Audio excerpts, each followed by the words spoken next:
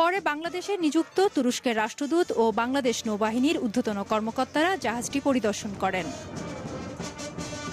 তুর্কি এই যুদ্ধ জাহাজটি 4.5 মাসের যাত্রায় 20টি দেশে 24টি বন্দরে ভিড়েছে।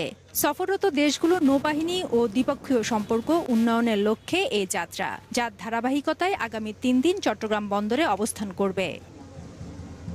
সফর শেষে আগামী 9 মে চট্টগ্রাম বন্দর ত্যাগ করবে তুর্কি এই নৌযুদ্ধ জাহাজ।